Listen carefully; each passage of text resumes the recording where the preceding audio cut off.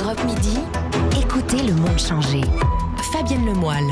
12h47 sur Europe 1. Le cap symbolique des 100 000 vaccinés devrait donc être franchi ce week-end. C'est ce que dit le ministre de la Santé, qui était l'invité d'Europe 1 ce matin, Olivier Véran, qui parle d'accélération de la vaccination. Bonjour, docteur Gaël Durel.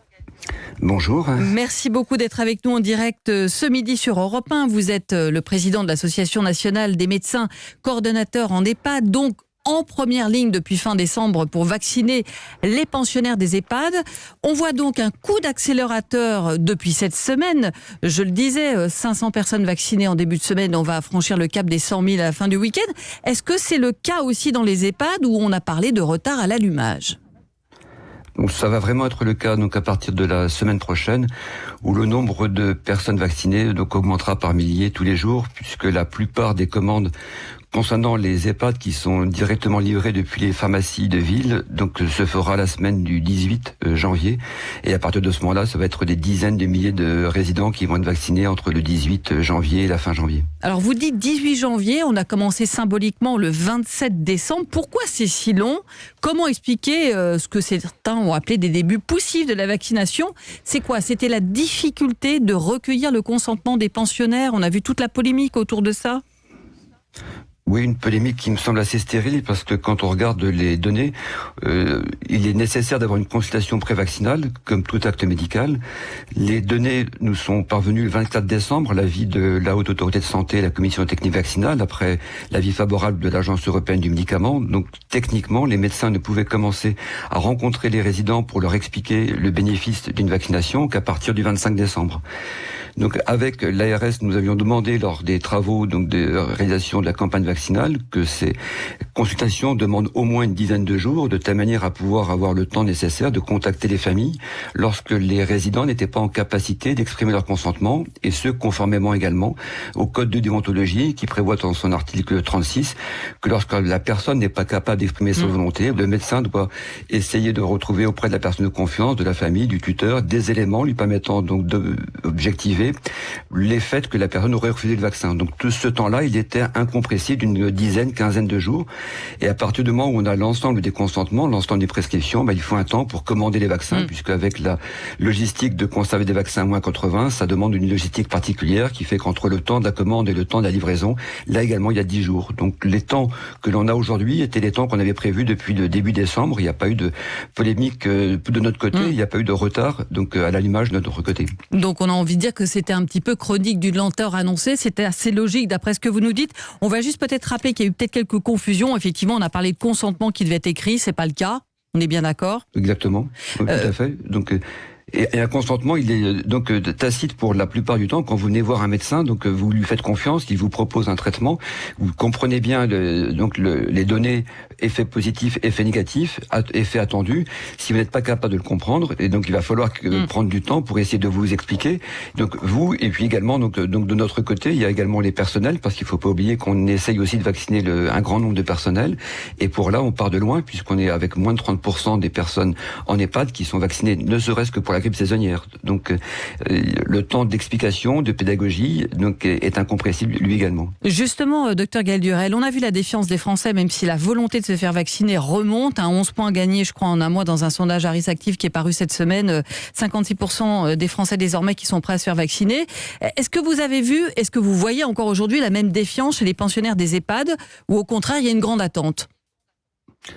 L'attente est importante. La difficulté, c'est de pouvoir leur dire que, sans leur mentir, que pour l'instant, donc, on ne peut pas leur garantir qu'une fois le vaccin effectué, ils pourront retrouver des activités identiques à celles qu'ils avaient auparavant, avant l'arrivée de la Covid en France. Pourquoi ? Les mesures barrières devront continuer à être encore mises en place, parce que donc on n'a pas de certitude d'avoir une couverture vaccinale majeure, qu'on n'a pas une certitude d'avoir chez chaque personne l'efficacité attendue du vaccin, et qu'on se retrouvera avec toujours 30% des personnes donc au sein d'un EHPAD qui ne seront pas couvertes par le vaccin. Ces personnes-là, il va falloir continuer à les protéger et à faire en sorte que la mortalité ne les touche pas. On est quand même sur une mortalité majeure, 25% des personnes atteintes de formes symptomatiques au sein des EHPAD décèdent. Donc c'est là où il faut qu'on puisse être fort pour convaincre, de dire que vous avez une maladie qui, une fois sur 4, risque d'entraîner le décès, qui dans de grands nombres de cas va entraîner des effets chroniques. Et face à cette maladie-là, donc l'espoir, c'est vraiment un vaccin qui aujourd'hui n'a pas de risque de mortalité, qui a certes des effets secondaires. On va continuer et on invite tous les médecins à être très attentifs sur tous les effets secondaires qui pourraient toucher spécifiquement les personnes de plus de 85 ans qui sont dans nos EHPAD, de telle manière à être encore plus vigilants à l'avenir pour ce vaccin-là. Mais pour l'instant, le bénéfice est tellement important qu'aucun médecin, aucun gériatre ne peut donc s'opposer à cette vaccination. Au contraire, ne peut que favoriser la vaccination et inciter toutes les personnes qui sont au contact de personnes âgées à se faire vacciner à l'avenir. Justement, docteur Gaël Durel, est-ce qu'on en sait plus justement sur la réponse immunitaire sur les plus de 85 ans? Parce que si je comprends bien cette efficacité, par exemple du vaccin Moderna, du vaccin Pfizer-BioNTech qu'on dit de 90 à 95%, elle n'est pas forcément à ce taux d'efficacité, d'après ce que vous nous dites, pour les plus de 85 ans. Même si elle est une bonne réponse. Il faut que vous ayez donc certaines composés, notamment donc un taux de protéines qui est nécessaire pour fabriquer donc de vos anticorps. On sait très bien que beaucoup de personnes âgées, donc en EHPAD, donc ce sont des personnes qui sont dénutries, très souvent polypathologiques, c'est-à-dire qu'en moyenne, il y a 8 pathologies dont elles sont atteintes, parfois certaines décompensées. Un tiers de nos résidents a un cancer évolutif. On se trouve donc devant des personnes avec lesquelles le statut immunitaire est déjà bas au départ. Elles ont déjà un déficit donc de leur immunité, de leur capacité à se défendre contre une infection. Pour pouvoir produire ces protéines nécessaires à combattre une nouvelle infection, si on part de très bas, donc on aura, on pense, 10 à 20% d'efficacité en moins chez certaines personnes. Mais ça veut dire que quand même le bénéfice, évidemment, reste très important et c'est pour ça que vous dites qu'il faut absolument se faire vacciner dans les EHPAD. Donc on n'a aucun doute là-dessus. Même si on avait 20%, 30% d'effets en moins du vaccin par rapport à une maladie qui entraîne 25% de mortalité, donc il faut continuer à donc proposer le vaccin de manière le plus large possible. Justement, c'est quoi les questions des pensionnaires ou des familles ? Il y a les deux questions, c'est toujours ce que vous avez entendu, dire qu'est-ce qu'on a été capable de faire un vaccin aussi vite, alors que d'habitude on nous disait qu'il fallait donc beaucoup plus de temps, et donc là il faut les rassurer pour leur dire la technique utilisée à la 20 ans, ça fait 20 ans qu'on l'utilise chez des enfants, personnes jeunes, et ces personnes-là ne prendraient pas le risque de leur faire utiliser une technique liée à l'ARN messager si on avait un doute sur leur avenir.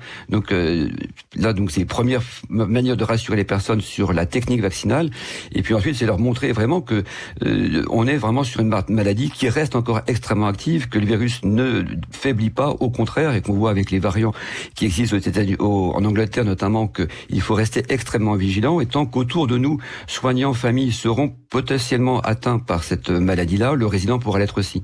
Et donc là, la question est de leur montrer que certes des effets secondaires qui sont minimes, donc fièvre, douleur au point d'injection, fatigabilité, crampes, ça peut survenir donc 20 à 30% des cas, et une fois sur 5, il faut prendre simplement du paracétamol pour pouvoir soulager ces symptômes-là.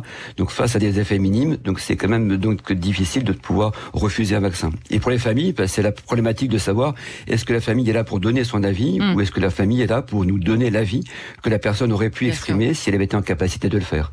Et là, on a parfois des difficultés avec certaines familles qui s'estiment être en possession de la parole de la personne, alors que pour nous, elles sont simplement détentrices donc de la remise de cette parole-là au niveau où il serait nécessaire de l'accueillir ce jour-là. Docteur Gaël Durel, j'ai lu que vous disiez qu'on ne va pas vacciner partout en même temps. Vous dites par exemple que dans le Morbihan, en Bretagne, il faudra attendre février. Pourquoi ? Donc là, c'est uniquement par rapport à la disponibilité des lots, la manière dont s'organise la logistique. Et donc les ARS, donc au niveau national, en fonction des taux de circulation virale, ont privilégié certaines zones au départ, et puis ensuite, donc par rapport aux problématiques de logistique, donc depuis les lieux de stockage, les 6 lieux de stockage en France et les lieux de stockage au niveau des centres hospitaliers universitaires, ont décidé donc de manière pratique d'organiser la distribution donc semaine après semaine, à partir donc du 18, donc comme je l'expliquais, pour la plus grande partie des EHPAD, et ensuite semaine après semaine dans les 3 semaines qui vont suivre. Une dernière question, docteur Gaël Durel, puisqu'elle est essentielle, vous en parliez au début de notre entretien. Est-ce qu'une fois vaccinées, ces personnes qui ont souffert d'isolement vont pouvoir se déconfiner quand même ?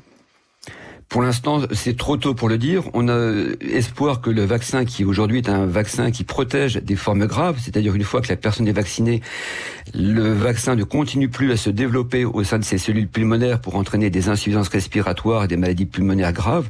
Donc on le sait que dans 95% des cas, vous n'aurez pas de forme grave, vous ne serez pas hospitalisé, vous n'irez pas en réanimation.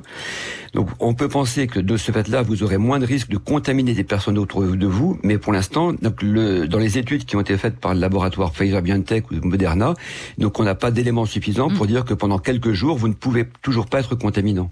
Certes moindre, mais donc cette moindre contamination n'est pas une absence de contamination. Donc tant qu'on n'aura pas de certitude que l'ensemble des résidents d'EHPAD, au-delà de 70% de personnes vaccinées, au-delà de 70% du personnel vacciné, des familles vaccinées, donc c'est-à-dire d'avoir une immunité collective suffisante, tant que cette immunité collective ne sera pas présente, nous serons obligés de protéger pour leur bien-être donc nos résidents, en étant extrêmement attentifs à ce que les effets du confinement soient compensés par toutes les activités sociales, de relations humaines, et donc de continuer à avoir leur famille au sein des EHPAD. Donc le bénéfice de la vaccination doit demander encore un petit peu de temps, donc encore quelques semaines au sein des EHPAD. Merci beaucoup, Dr Gaël Durel, d'avoir été avec nous en direct sur Europe 1. Je rappelle, président de l'Association nationale des médecins coordonnateurs en EHPAD et du secteur médico-social. Merci beaucoup.